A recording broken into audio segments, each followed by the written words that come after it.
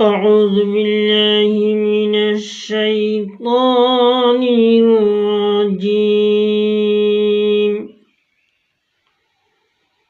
بسم الله الرحمن الرحيم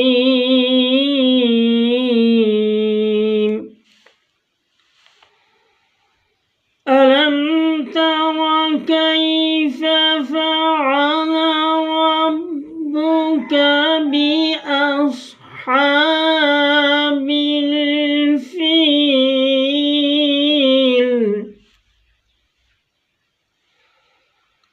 ألم يجعل كيدهم في تضليل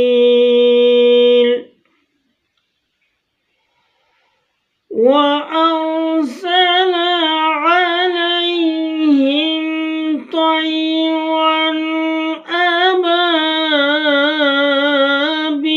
أبابيل ترميهم بحجارة من سجيل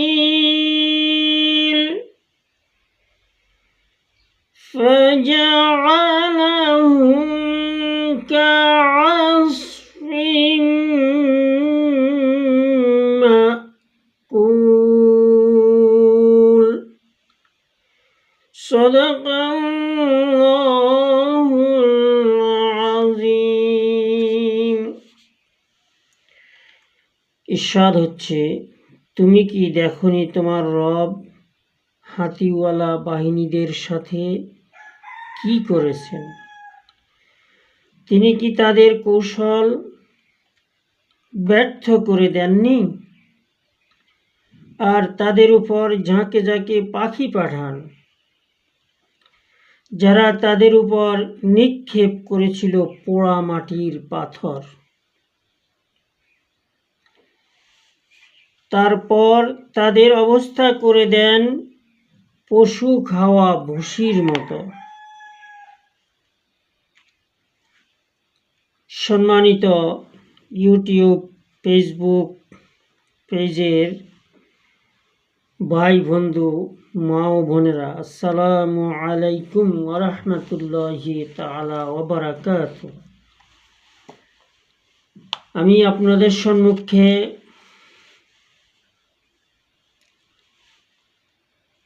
আবার একটি ভিডিও করার জন্য বসেছি।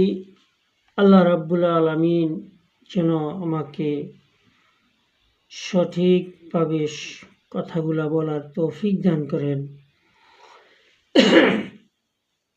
এবং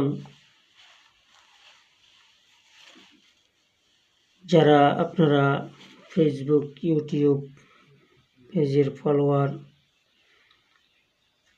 আছেন তাদেরকে অভিনন্দন মোবারকবাদ জানিয়ে আজকের আলোচনা শুরু করছি। আল্লাহ রাব্বুল আলামিন সূরা ফিলের মাধ্যমে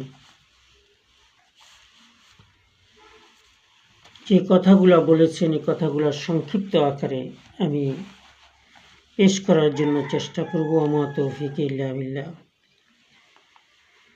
এই সূরা হাতিওয়ালা বাহিনী আব্রাহার আসহাবুল ফিল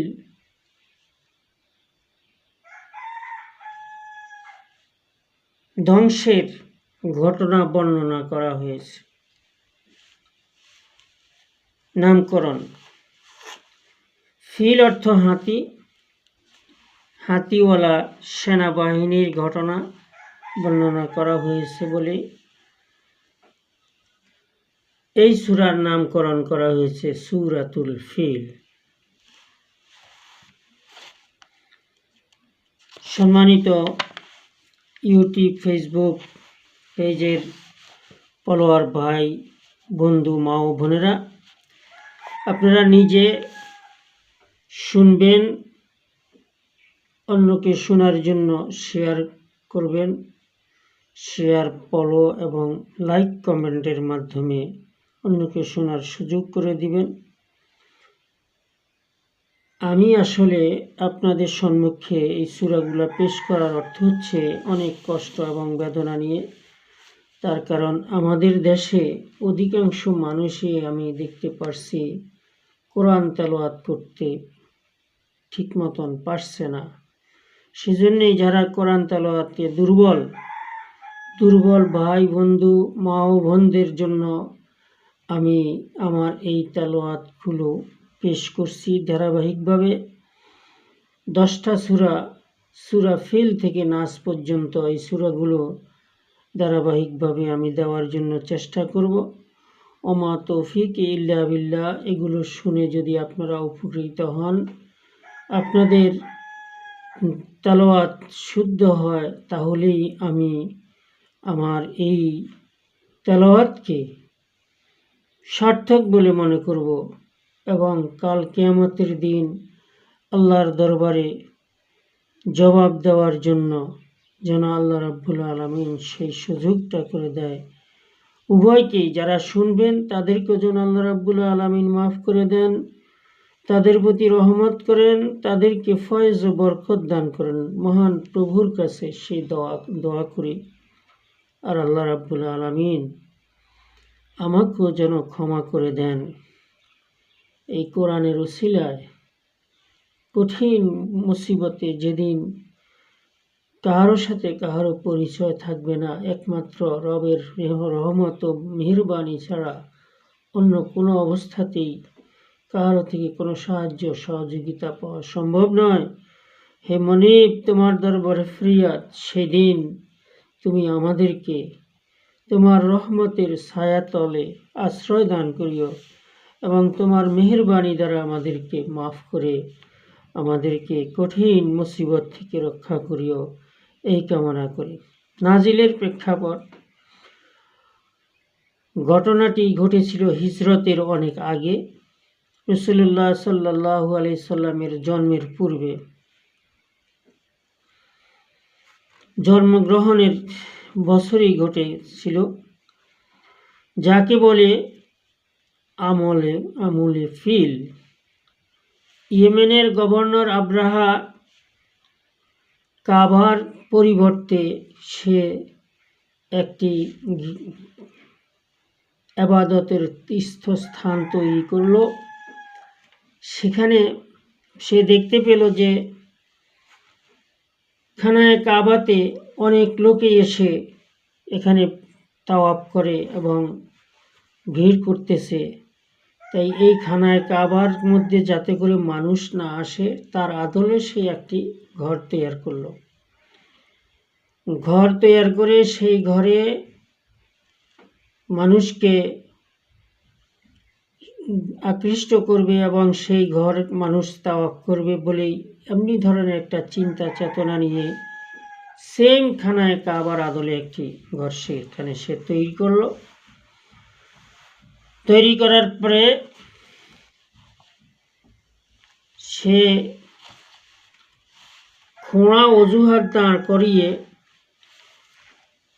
এই ঘরকে কেন্দ্র করে খানায়ে কাবা ধ্বংস করার জন্য প্ল্যান প্রোগ্রাম প্রস্তুতি নিয়েছিল। সম্মানিত ভাইয়েরা, সেই সময়ে এই খানায়ে কাবার যারা রক্ষণাবেক্ষণ করতেন, পুরা আরব মিলে দেখছেন যে এই আব্রাহার বাদশার মোকাবেলা করা কোনো অবস্থাতেই সম্ভব নয়, এত শক্তিশালী। তাই সে সৈন্য সামন্ত এবং প্রচুর পরিমাণে হাতি নিয়ে, তৎকালে যার হাতি ছিল তারাই ছিল সবচেয়ে শক্তিশালী যোদ্ধা এবং বাহিনীর দিক থেকে, সেনাবাহিনীর দিক থেকে তারাই ছিল সবচাইতে বেশি শক্তিশালী। সেজন্য আব্রাহার বাদশাহ এই হাতিওয়ালা বাহিনীদেরকে নিয়ে আসলেন খানায়ে কাবা তওয়াফ করার জন্য আসবেন। এই সংবাদ পেয়ে আরবের লোকেরা এবং খানায়ে কাবার যারা রক্ষণাবেক্ষণ যিনি রক্ষণাবেক্ষণ করছেন তিনি এই খানায় কাবার দেওয়াল ধরে আল্লাহর কাছে ফরিয়াদ করেছিলেন যে আল্লাহ, তোমার ঘর তুমি হেফাজত করিও, তোমার হাতে তোমার সাহায্য কামনা করে তারা সরে গিয়েছিলেন। সম্মানিত ভাই, বন্ধু, মা ও বোনেরা, আল্লাহ রাব্বুল আলামিন এই বাহিনীকে এত শক্তিশালী করেছেন যে এই ফরিয়াদ করার সাথে সাথে আল্লাহ রাব্বুল আলামিন তাদের দোয়া কবুল করে নিয়েছেন এবং তারই প্রেক্ষাপটে তার ঘটনা প্রবাহ নিয়েই এই সূরাটি নাজিল হয়েছে। সম্মানিত ভাই বোন বন্ধুরা, কুরাইশ ও আরবরা তাকে ঠেকা সম্ভব ছিল না। তখন কাবার ঘরের রক্ষণাকারী বাহিনী আল্লাহর কাছে যে দোয়া করেছিলেন আল্লাহ কবুল করে নিয়ে আব্রাহার হাতিওয়ালা বাহিনী আসলো, তাদেরকে ধ্বংস নামক আবাবিল নামক পাখি দ্বারা ধ্বংস করে দিলেন। এই পাখিগুলো কিতাবে আসছেন যে পাখিগুলো এমন ছোট্ট আকারে, তারা দুই পায়ে দুইটা পাথর এবং মুখে করে একটি পাথর, তিনটি পাথর নিয়ে মুখে করে এনে হাতিওয়ালা বাহিনীদের উপরে ছাড়তে আরম্ভ করলো এবং তাদের অবস্থা এমন হয় যে তারা পশুর খাবারের ভুসির মতো অবস্থা হয়ে যায় এবং এটাই ছিল আল্লাহর অলৌকিক সাহায্য। সূরার সারসংক্ষেপ, আল্লাহ তাআলা আব্রাহার বাহিনীকে ব্যর্থ করেছেন। এইভাবে আল্লাহ রাব্বুল আলামিন কাবাকে রক্ষা করেন এবং তার শক্তি সামর্থ্য ও মাহাত্ম্য প্রদর্শন করেন।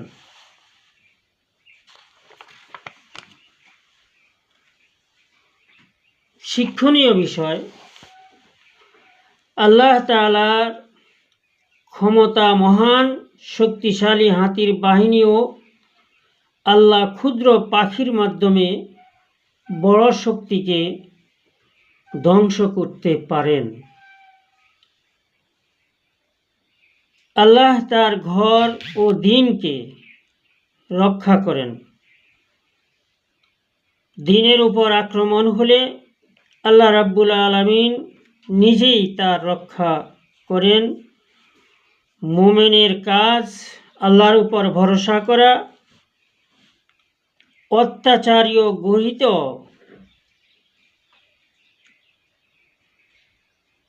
ব্যক্তিরা খুবই খারাপ। কাবার মর্যাদা ও আল্লাহর বিশেষ হেফাজত, এই ঘটনা প্রমাণ করে কাবা সাধারণ কোনো ঘর নয়, এটি আল্লাহর নির্ধারিত পবিত্র ঘর।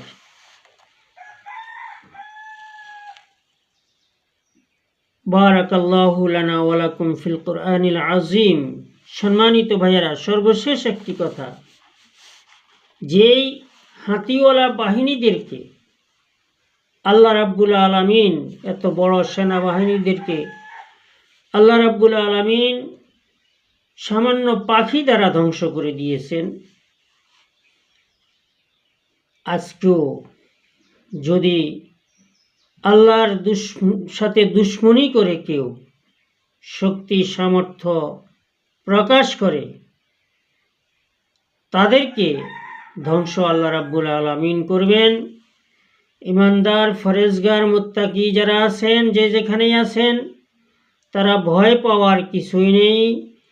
আল্লাহর জমিনে আল্লাহর দ্বীন প্রতিষ্ঠার জন্য, আল্লাহর জমিনে কোরআনের রাজ কায়েমের জন্য আপনার চেষ্টা প্রচেষ্টা যতটুকু আছে সবটুকু আপনি ব্যয় করবেন এবং এই ব্যয়ের মাধ্যমে আল্লাহ রাব্বুল আলামিন আপনার দুনিয়ার জীবনকে সফল করার তৌফিক দিন এবং পরকালে নাজাতের উসিলা তৈরি করে নিন। এই আহ্বান করে সকলের কাছে আজকের বক্তব্য আমি এখানেই শেষ করছি। ওমা তৌফিক ইল্লা বিল্লাহ। আসসালামু আলাইকুম ওয়া রাহমাতুল্লাহি ওয়া বারাকাতুহু।